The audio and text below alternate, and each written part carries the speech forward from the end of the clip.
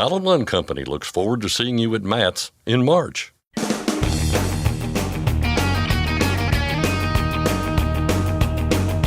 OOIDA, representing America's truckers since 1973, presents Landline Now with your host, Mark Redding. From an EPA regulation rollback and an Illinois battle over California-style rules to a bill to stop states from limiting internal combustion engine sales, Mark Schremer of Landline Magazine will join Scott Thompson with all the details.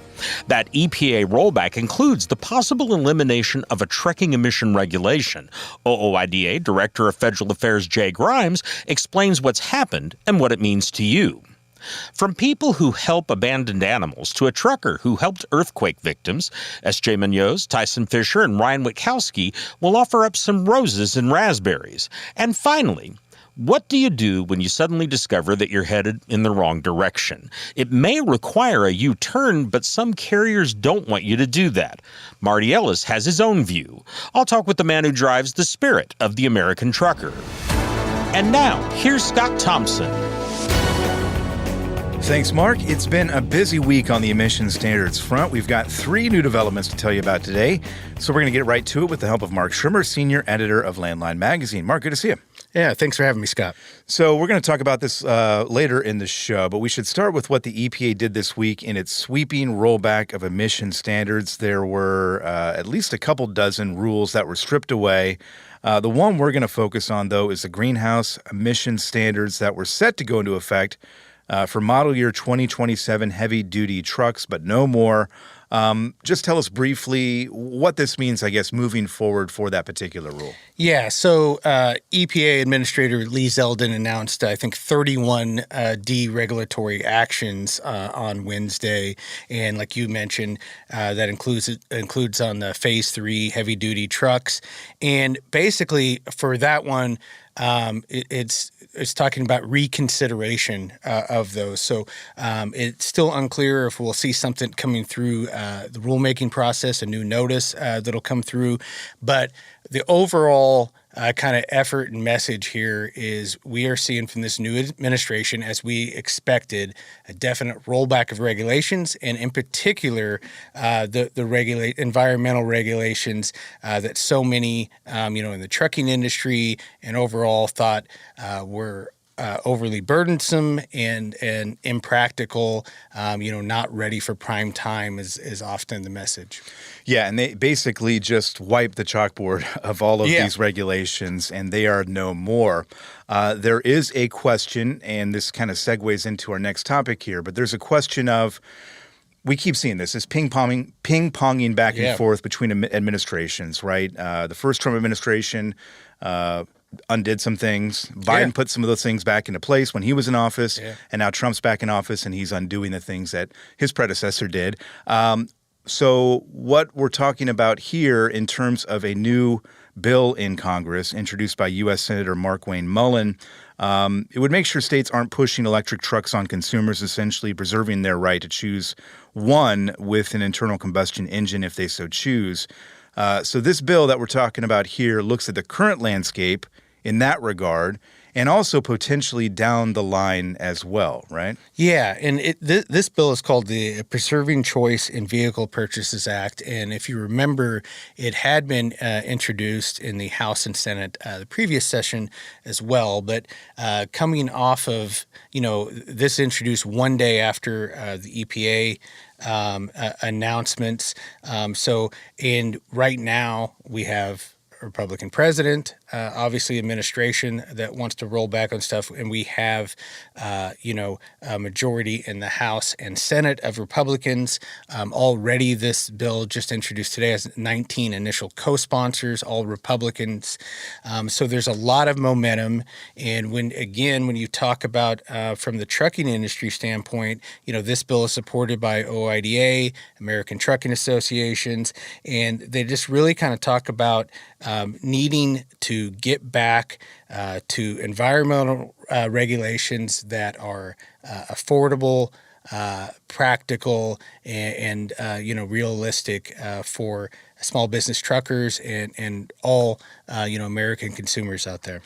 And again, if this is passes Congress and is signed into law, I think what we're looking at, what I was talking about earlier, when you've got a new administration, right? This puts kind of a wall in place on that, right? Yeah, I mean, it could. Okay. In some ways. Yeah. I mean, it creates an extra hurdle and a larger layer, but it doesn't necessarily stop it. I mean, it's with all of these, as we're seeing, you can have a new president, but if 4 years from now we have a Democratic president and we have a Democratic House and Senate, if it switches, you could see them flipping all of this back over.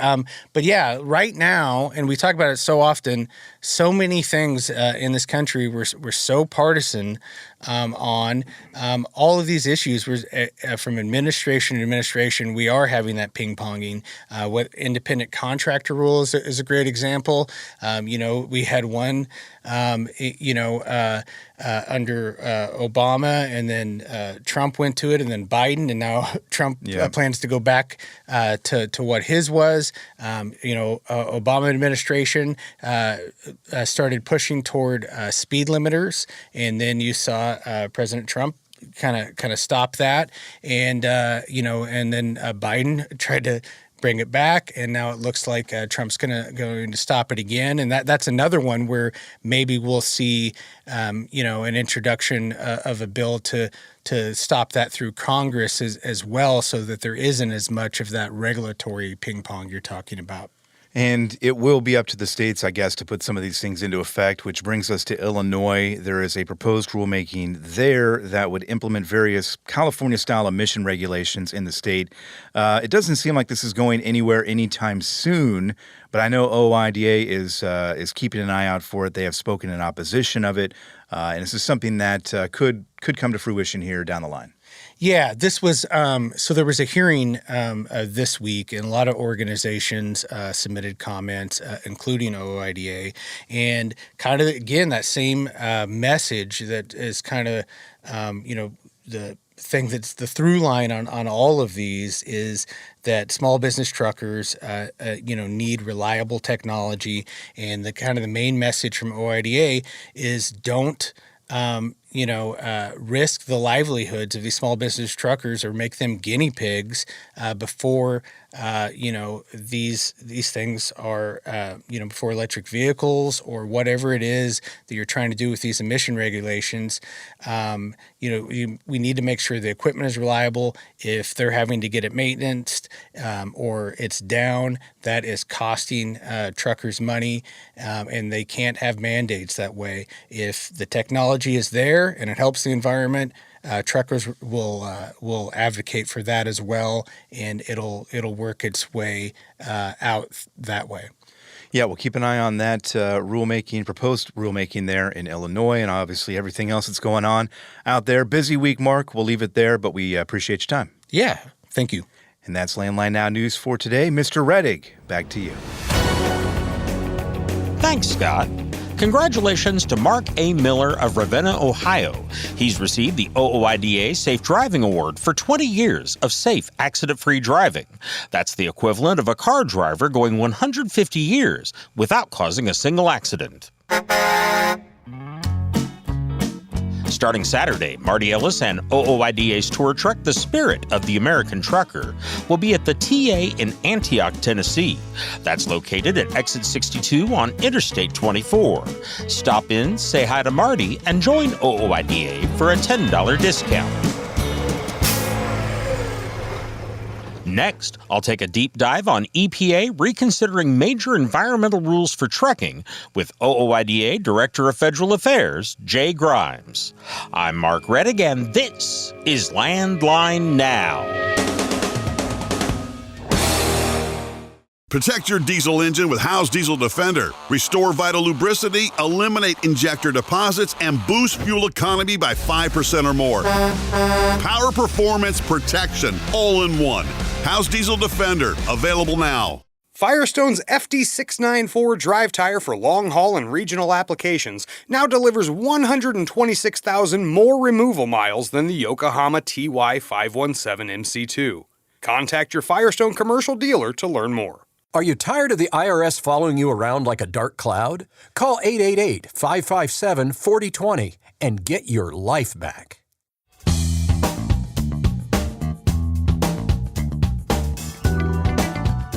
The U.S. Environmental Protection Agency announced this week that it will reconsider a major environmental action affecting trucking, a first step toward the possible elimination of the regulation. Welcome back to Landline Now. This is Regulatory Roundup, and I'm Mark Rettig. I'm joined, as always, by OOIDA Director of Federal Affairs, Jay Grimes. Jay, how are you doing? Doing well, Mark. Great to be back. Well, glad to have you here. And I mentioned there at the front that it's actually two regulations, not just one. Let's start with those two regulations. What are they? What are the regulations mentioned in this EPA announcement? Yeah, so these were two of a number of kind of across-the-board deregulatory actions from EPA, but these two specifically focusing on the trucking industry. We'll start with the one that was most recently finalized, EPA Phase 3 greenhouse gas emissions. This was a rule that would start standards beginning in model year 2027, mostly 2028, and then over about a 4 to 5 year period, depending on different types of vehicles, would really require that 25% of all manufactured trucks be zero emissions by 2032. Quite a hefty target, one that we thought in talking with vehicle manufacturers, talking with carriers and drivers, seemed to be sort of a pipe dream. And some of the costs that would be incurred for some of the new vehicles, some of the electric vehicles, and also some of the other concerns we have with electric CMVs at this point, kind of including the lack of charging infrastructure. We really thought this was going to be a hurried timeline. It would not achieve the intended emissions reductions. When you talk to drivers, the costs of these vehicles are difficult to invest in. The unknowns about how long it's going to take to charge them, what the charging availability is going to be. We've seen battery fires all across the country as well, raising critical safety issues too. So a whole lot of unanswered questions on electric CMVs still, and to kind of mandate these productions and sale levels we thought was a step too far. So this rulemaking was one that we had opposed, had supported congressional actions to overturn Phase 3, which were eventually vetoed, and really support this new announcement that's going to, reconsider, I think, some of these overly ambitious rules that were, set to go into effect in just a couple of years. And of course, referring to that greenhouse gas rule, you mentioned zero emission. Essentially, what this was going to, in practicality, require was moving to electric trucks.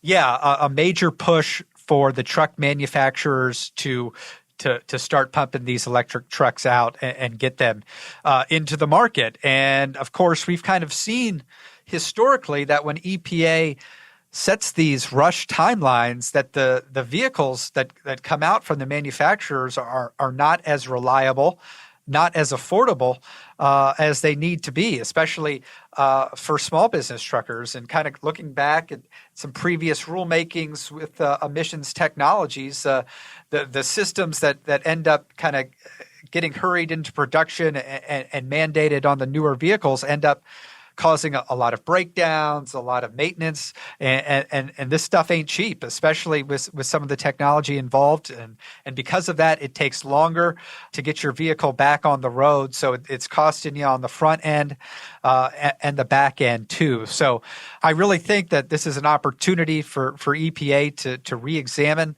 the process here so that new emissions targets can be done in a more practical, common sense way that I think at the end is going to promote and incentivize all fleets, including small business truckers, to invest in new vehicles if a rulemaking is done in the right way. Because I think the way it has been done historically, the way this rule would have been, I think a lot of motor carriers are going to be holding on to their used trucks, their older trucks, and not reinvesting in some of the the newer, cleaner trucks because they haven't been proven to work quite yet. So a major announcement from EPA also on the other NOx emissions Rule 2, which again was going to put in a national NOx emissions standard beginning here in just a couple years that again has the same sort of questions about efficiency and cost benefit for the small business side in terms of having those NOx emissions reductions technologies working as intended. Yeah, it's definitely something that truckers going to be interested in. Of course, that NOx regulation, even without the greenhouse gas regulation, would have caused major changes in the way truck engines are manufactured and the way they operate. No doubt. And, that rule was designed to be part of this Cleaner Trucks initiative that actually was kind of initiated under the first Trump administration. And I remember OOIDA being active in kind of the rollout of that. And I think early on, the Trump EPA was really listening to drivers, to the small business truckers, to the industry, knowing that this rule would apply directly to them. And its success would be dictated by if they were willing to purchase some of these vehicles. And then when the rule eventually got finalized, a lot of those concerns were ignored, especially on the Phase 3 side. Do want to note that the NOx emissions rules did make some provisions that could help self-diagnostic capabilities, improved warranties for the NOx systems, and some other beneficial things that could help. And I think if that rule is going to be reworked, we do want to see that aspect of it. But that national standard was going to be, again, costly, difficult to achieve, and I don't think was going to be guaranteed to provide the vehicle reliability coming up in model year 2027.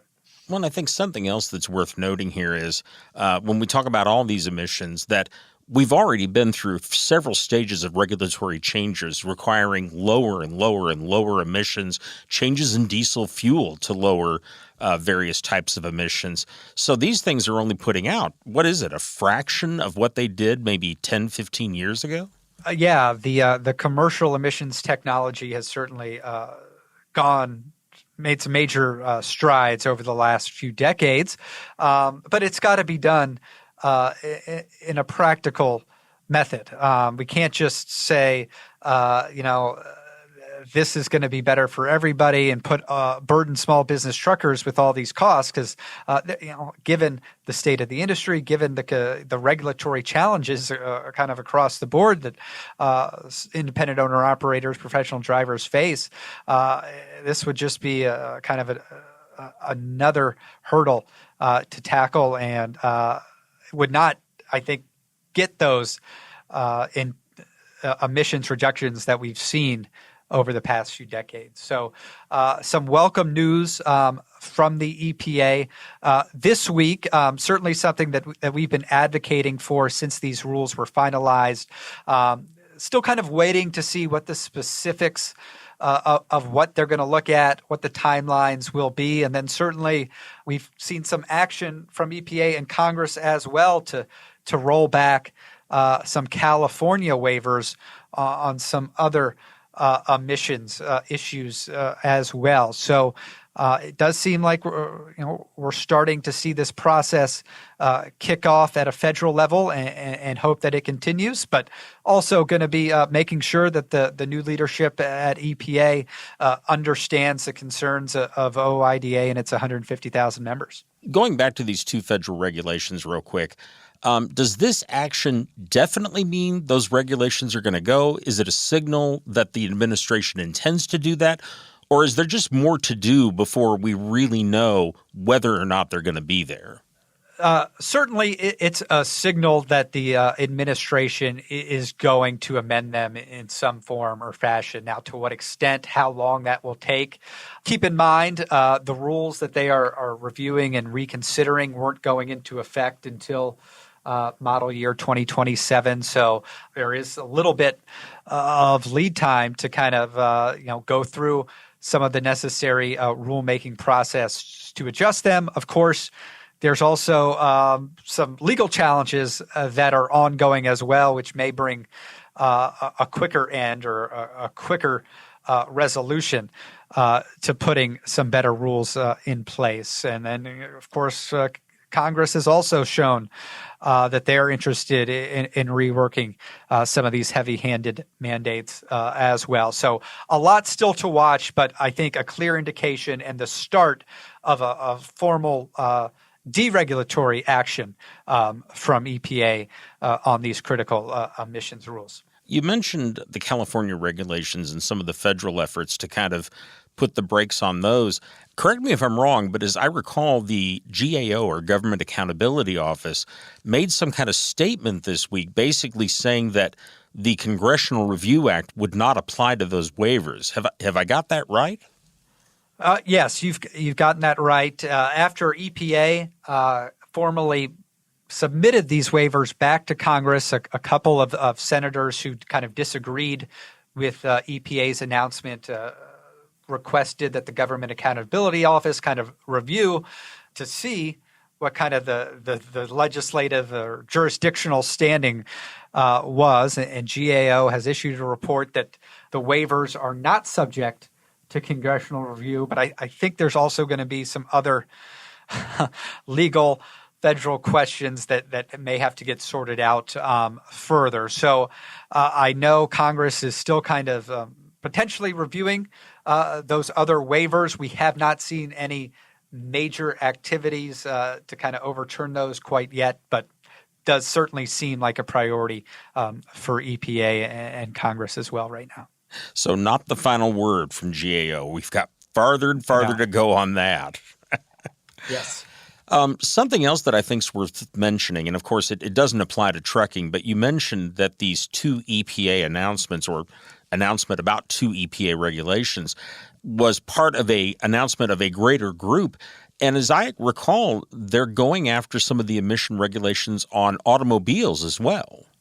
Certainly. And, phase 3, I mentioned the heavy duty rule, and we kind of had that discussion. There's a whole separate similar rule for light and medium duty vehicles that was also included in the announcement this week. I think kind of reviewing the initial statements from EPA, 31 deregulatory actions that represent the most momentous day in the history of EPA. So certainly they've been busy over there kind of reviewing different rules that they want to target. And this is, again, a major sign that they're going to be getting down to work. And certainly we welcome that for the two trucking-specific rules. But, yeah, this is going to have quite an impact on a number of different industries. Absolutely. Just about 30 seconds left, Jay. Do we know what the next step is or when we can expect further action? Not exactly. I'm thinking we will see some sort of notice in the Federal Register that kind of gives us some more information on if they're going to reevaluate or reopen the rulemaking process. Those things could take some time, but we are going to be looking for some more kind of formal deregulatory text. Since these rules were finalized, it's not a simple withdrawal, so they'll have to go through some of those formal regulatory process steps, but clear indication that those are coming. Okay. Jay, thank you for all the information. We sure appreciate it. Okay, thank you. I've been talking with OOIDA Director of Federal Affairs, Jay Grimes. We'll be back in just a moment. I'm Mark Reddick, and this is Landline Now. Dispatch, I picked up that load of steel, so I'm ready to roll. Sounds good. Remember, we're getting paid by weight, so make sure to use a CAT scale. I wouldn't weigh anywhere else. Forget miss accuracy, weigh your truck on a CAT scale. Penske is the trusted source for quality used trucks. Whether you search our website, call our sales staff, or bid at our online auction, you are sure to find the right used truck for your business. Visit PenskeUsedTrucks.com to view our inventory and learn more. Landline Now, welcome back. Has your senator or congressman made you happy lately? Did the truck stop make you kind of sad? When they do either one, here at Landline, we have a special way of responding. Ew. We call it Roses and Razzberries. Staff writer S.J. Munoz keeps track of such things for Landline Magazine and for our program. S.J. is here now with the good, the bad, and the ugly from recent news. And we are back with another edition of Roses and Razzberries. S.G. Munoz, Ryan Witkowski, Tyson Fisher, the Landline crew all back again. And March Madness, for me, I don't know, it's a lot of people is like, Christmas, all these holidays. Like, that's it, man. Let's get some games going and enjoy the weekdays. I don't know how you guys feel about that, but... Oh, no, it's the best month of the year. You got March Madness, you got St. Patrick's Day, you got spring, you got my birthday. So, I mean, yeah. Man, line them up. You got all the things. Well, unfortunately, your Uno Mavericks, though, knocked out my ruse. So, we're not going to be dancing this year again. Hey, you can wait. There's always next year, as they say. There's not actually. It's never going to happen. All right. Well, just again, off the top, we always want to remind you, if you do have a rose, raspberry, or maybe a combination of the two, it happens that way sometimes, please send those to roses@landlinemag.com. Tyson, we'll let him get bat lead off here. Why don't you get us started? Yeah, so roses to pretty much everyone helping out abandoned animals at rest areas. So let me set this one up. So several roses and raspberries ago, I mentioned puppies found at a rest area dumpster. Oh, yeah, I remember that. Remember that? Yeah, kind moment. of brought everyone down. Since then, I've come across actually several stories about animals at rest areas, including a South American tree-dwelling mammal called a kinkajou, also known as a honey bear, which was found at a Washington State rest area. So we're getting pretty much all kinds of animals happening here. I Googled it. Honestly, it's not as cute as honey bear made it sound. No, it's kind of like the honey badger, where it's like a cool concept, but stay the heck away from one of those things if you see it. You don't care. But the latest one comes out of Texas at a LaSalle County rest area on I-35, where like dozens of cats are just basically hanging out at the rest area. The state DOT is apparently not doing anything about it, so locals and motorists, including truck drivers, are just basically they're just picking up some feline friends along the way. So that's what's happening. And I kind of figure, so the funny thing is, so my wife is a cat lady, and so I kind of imagine a scenario where I'm going on a road trip and then I'm coming home with a new cat. No, zero chance I'm letting that happen. So you're taking the detour around that interstate, right? Yeah. But I know if at least one truck driver, I've met at least one truck driver whose dog, whose canine co-pilot, was found at a rest area or a truck stop. And so, roses to basically anyone who decides to turn these stranded animals into roadside pets rather than road kill. Damn. I mean, come on, they're in a bad situation there. Definitely not the proper place to leave them. Yeah, right. We can all agree on that. It's just not a safe environment for a young cat. But yeah, it's just weird. Just like, I'm not sure what's going on at these rest areas, but I mean, they're like basically free pet stores with these kinkajous and dogs and cats, and who knows what I'm going to find next. So yeah. I'm really curious how this kinkajou wound up in Washington, but that's, I guess, not for another day for me. I'll dive down that rabbit hole later. Well, speaking of rabbit holes, you follow the cargo theft world pretty closely, and I think that brings us to our next topic here. Yeah, actually, I want to pass out some roses to OOIDA Executive Vice President Louis Pugh and others for testifying before a Senate subcommittee last week regarding the growing concerns around cargo theft. And there's been a lot of talk about it over the past, 2+ years. One thing that everyone can seem to agree on is that it is a huge problem. It doesn't matter whose numbers you're looking at, whose data you're looking at, whether it's, growing by 55% or 25%, or whatever the numbers are, it's a big issue. And Pugh told the committee that steps must be taken to protect vulnerable small business truckers from falling prey to freight fraud and other types of cargo theft. And look, when we're talking about owner-operators and small business truckers, one slip up, one strategic theft that could cost you over $100,000, that could be the end of your business, and that could be the end of your livelihood. And so that was one of the biggest pressing issues.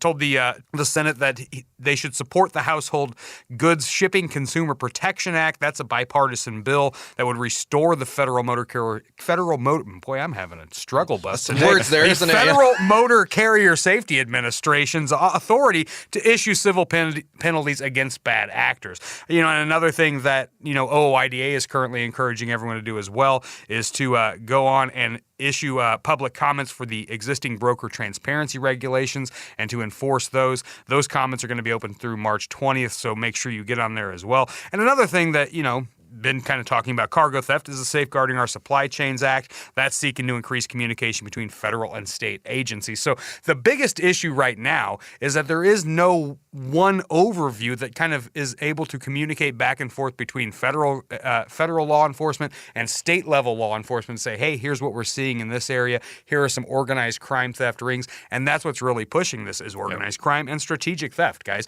We're talking about, something as simple as broker fraud. And in a lot of these instances, they have carriers that are essentially picking up this freight and delivering it to the criminals. That's crazy. They're not even lifting a finger to do it. Yeah. So, tip of the cap to Louis and others for going out and testifying and talking about the issue of this. The wheels are in motion. Fightingfortruckers.com is the website for you to go to encourage your reps to back any of those bills as well. But, again, tip of the cap to all of those folks that went out and testified about a huge concern in the industry. Yeah, if it's not something that affects you either, you might, kind of think of something you've seen from a movie or somebody walks up and just, a door's left open and they're grabbing stuff out. But, these are obviously that happens. We're not saying it doesn't, but these are more the sophisticated approach where it's like, this is literally, for lack of a better term, their job is to steal these goods. So definitely needs more, more action. Well, and those are the headlines too that get the clicks, right? I can't think of how many stories I've written about stolen beef and used bad beef puns and they're gonna have to stake it out, right. But we don't talk enough about the fact that every single day hundreds of thousands of dollars in theft is occurring just at the strategic level where people are signing on through bad brokers and just essentially delivering them the cargo for nothing. Well, if abandoning pets at rest stops wasn't enough, this guy upped the ante here, right, Tyson? Wow, yeah, raspberries to a guy who shot at truck drivers because they're just doing their job. So, in Carter County, Tennessee, a man was arrested for firing his gun while two dump truck drivers they were stopped in front of his house or in front of his property to talk to each other for, I think it was less than a minute before he started firing 6 shots. It turns out that the man is tired of truckers hitting the Jake brakes near his property. So I did a little digging. I went beyond the news article and I found this guy's social media account where he complained about truck drivers devaluing his property. So then I found out where his property sits. And basically all I will say is that it's not exactly sitting on a nice suburb or a nice commercial area. It's according to Google Maps, it's a towing company with a few tow trucks, a rusty van, and basically what amounts to a tin shack with a sign that reads, "Private property, trespassers will be shot." I don't know what you were expecting. That's exactly what I expected. Oh, okay, wait, okay. I didn't pass the bar or anything, but I don't believe just putting that sign is free will to start shooting. I'm pretty sure it's not, though. It's a rural area on Landfill Road, which is literally down the street from. You want to take a guess where it's down the street from? Is it a landfill? It is, in fact, a landfill. Yes. So. My point is, I'm pretty sure truck drivers are not the problem here. So that being said, truckers are constantly being harassed for things that, they have no control over. That includes stuff like parking, the lack of truck parking, and speed differentials. Can't do anything about that. So just another reason why truckers should get paid a lot more than they're getting paid right now. I guess you need to add just having a conversation to that list of things you're not allowed to do because, maybe they had a question, someone was training somebody new, just stop and talk, and that's too much these days. So they devalue that tin shack. All right, well, maybe not as, egregious, but you have a little bit of a mixed bag here, Ryan. Yeah, Tyson sent us this story, and I really wanted to give these folks some roses, but I'm not really sure I can. There is a band called Bikini Truck Stop. And they're a prog rock band made up of 2 college students who said they wanted to bring awareness and recognition to the trucking industry. Thumbs up. Kudos to you for doing that. Neither of the 2 students had a trucking background, so the 2 went to a truck stop. They hung out at a Black Bear diner. They talked to truckers. They did their research, essentially. Good for them. Their debut single is called Black Ice, something the band says is one of the most dangerous hazards faced by drivers. Not sure I necessarily agree with all of that sentiment, but whatever. We'll continue moving on. I listened to this music. It is 5 minutes long. It's entirely instrumental, and quite honestly, it is not my cup of tea. I appreciate what they're trying to do. Roses for putting in the work and wanting to do some good. Razzberries to you for that 5 minutes I wasted. I don't think I'm going to be reaching out to them for an interview request. I can't imagine they're going to want me to talk to them now. to be fair, I do not think we're the target audience. Yeah, I don't know who the target audience is. They're like, well, truck drivers. And I'm like, I don't think this is a truck driver thing either, man. I see where you're trying to go here. I don't like it.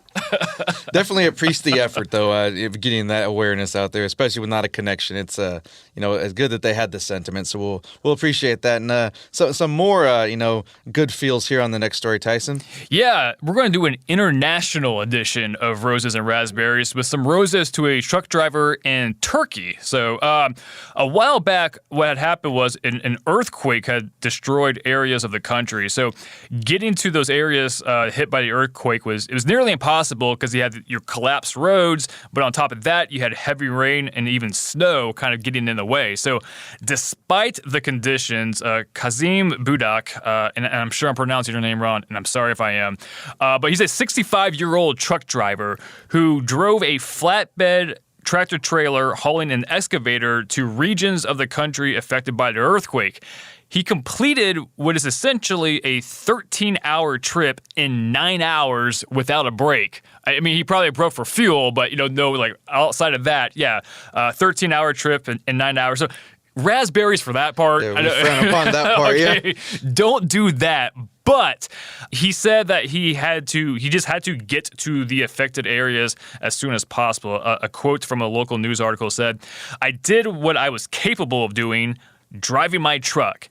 Even if I were just an ant carrying water to a fire, I wanted to do my part to help save lives." Is that something that ants do? They do. They save lives in earthquakes. Little known fact. You're learning something new. Here you go. I really am. Don't Google it. Don't fact check it. It's right next to the Kinkajou entry that I looked up.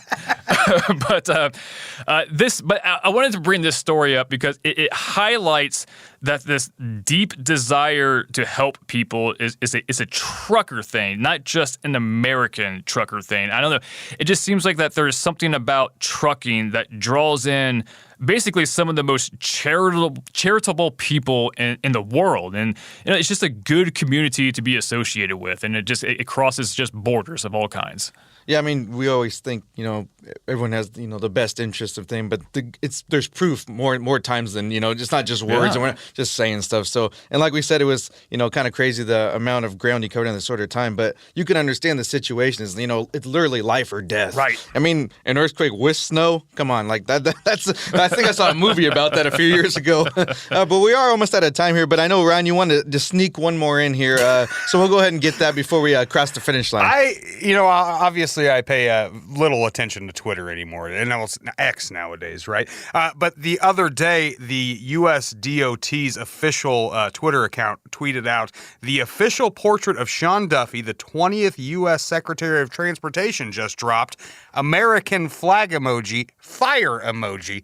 I don't know who was waiting for this, who was eagerly anticipating it and needed the alert that it just dropped, but there it is, and the use of a fire emoji, I don't even really know what to say to that. So whatever intern, raspberries to you for running the hell out of that account. We'll go ahead and leave it there. And thanks for joining us for this edition of Roses and Razzberries. For Tyson Fisher and Ryan Witkowski, I'm SJ Munoz. Landline Now will be back after this commercial break. At Truck Stop, we've built a better load board for carriers like you. Sign up today and access over 600,000 loads on the most trusted online load board. Learn why the best in the business rely on Truck Stop to make more money and start driving your profit today. Capital Reman, the leader in remanufactured diesel engines and components, has partnered with OOIDA to offer exclusive member benefits. Visit capitalreman.com today to support America's transportation industry and take advantage of your benefits. Since you started, what you've loved about trucking is the freedom. Heading out on your favorite route, a good driving song, and thinking about truck insurance. Well, maybe not that last one. That's why we're here. At OOIDA, we have a full range of truck insurance products, expert advice, and great customer service, helping you get the right coverage for your operation. Go to OOIDA.com, because your job is to drive. Our job is to help with everything else. Landline Now. Welcome back. Every week, we check in with Marty Ellis, who drives OOIDA's tour truck, the Spirit of the American Trucker. What do you do when you suddenly discover that you're headed in the wrong direction? Whether it's just a wrong turn or if it's something blocking the road ahead, one way or the other, you have to change directions. But one particular way of doing that, making a U-turn, has some carriers frowning loudly. But Marty has his own view. Carolina west to Denver, up to Bangor, west to Austin, coast to coast, sea to sea, sail on, sail on. Well, Marty, how are you doing? I am lovely, Mark, and you? I'm doing great. Where are we catching you today? I'm over at the TA Express in Statesboro, Georgia. It's exit 116 on I-16 and has 4 showers and a Burger King and 125 parking spots. Okay. Well, you know, I wish they had more than a Popeyes and a Burger King, but, you know, you take what you can get. Yeah, it's and you do, you know. So we'll be here through the 13th, and then we'll be off to the TA in Antioch, Tennessee, for the 15th and 16th. It's kind of our road back to the office. Okay. We look forward to you being here at the mothership. So, well, let's talk about some of the things that truckers are bringing up. And one of them, which kind of surprised me, is U-turns. This seems like an inadvisable procedure if you're driving a large truck. What has got people talking about U-turns, Marty? Yeah, I'm finding from some of our members and folks come in and talk to me that some companies are actually firing people for making a U-turn, and I think I understand the whole concept of it because it's one of the most unsafe things that we do out on the road, and so they would much rather you go miles out of your way and get turned around rather than making a U-turn. And actually, one of our members had stopped in and said that he had a situation where he felt like he needed to make a U-turn, and lo and behold, he didn't time it correctly, and a car ran into him. And of course, he was basically all at fault because he's doing something he shouldn't have been doing. But, in trucking, it's a little tricky situation because some of the time you're driving along and you're thinking, this is not the right way. It sure doesn't look the right way. And if you don't do something, before you really, go into trouble, you can get your situation into a situation where your only option is to make a U-turn. Of course, there is always the option of calling local, law enforcement to help get you out of the situation. Doesn't mean that you may not get a ticket out of it, but they can make it to where it's safe, for you to get turned around.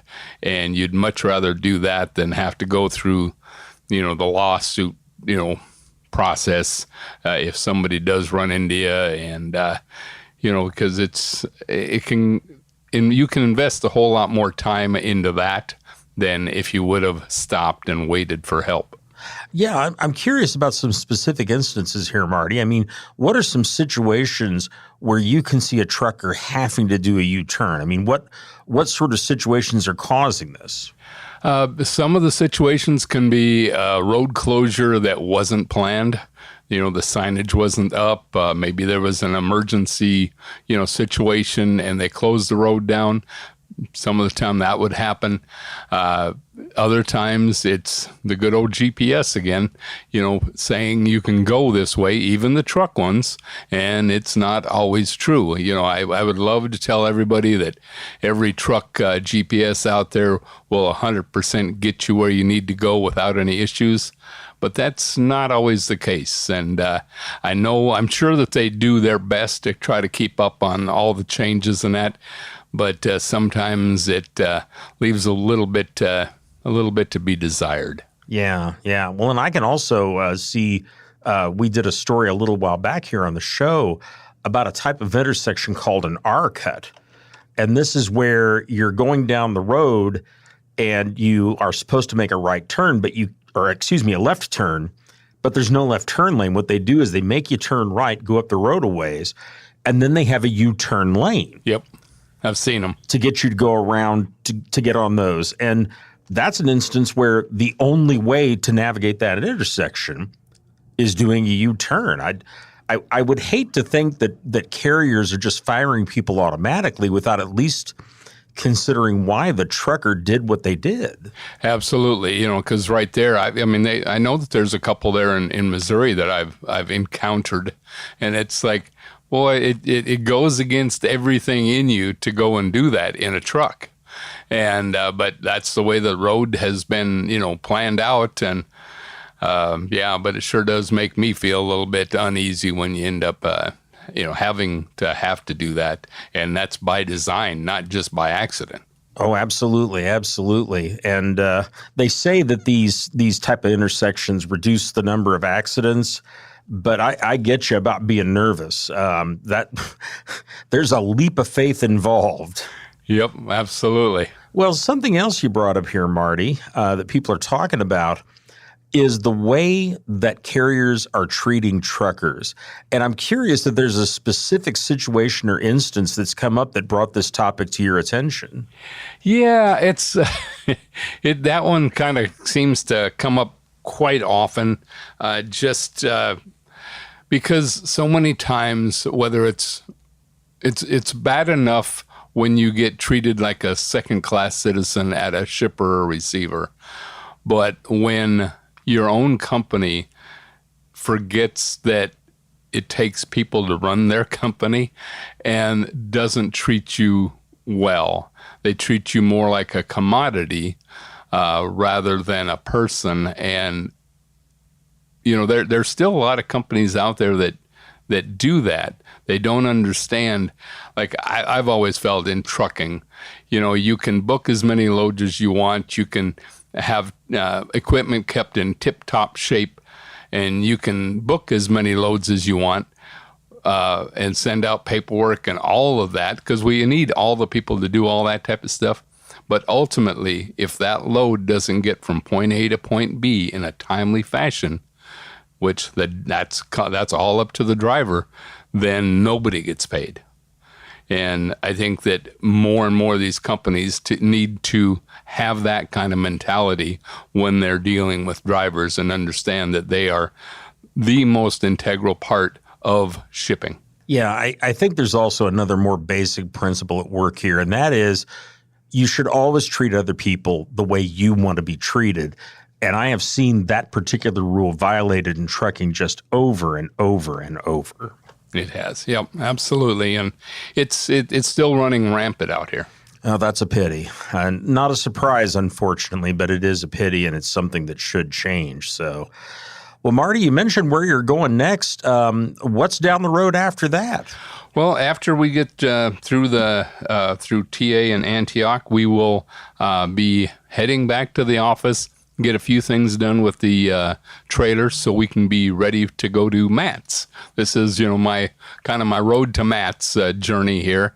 And we'll be heading over there. Probably we'll be with the truck heading over there earlier than the rest of the crew, but the rest of the crew will follow, and should be a good time. I can't wait. It's always great to see so many different people at Matt's. Excellent. Well, any final words, Marty? Just be kind to one another and give that driver next to you a break. Brothers of the highway, children of the wind. Once again, that was Marty Ellis, who drives OOIDA's tour truck, The Spirit of the American Trucker. You can find Marty's next stop on our show and every day at our website, landlinenow.com. That's our program for today. I'm Mark Reddick, and this is Landline Now.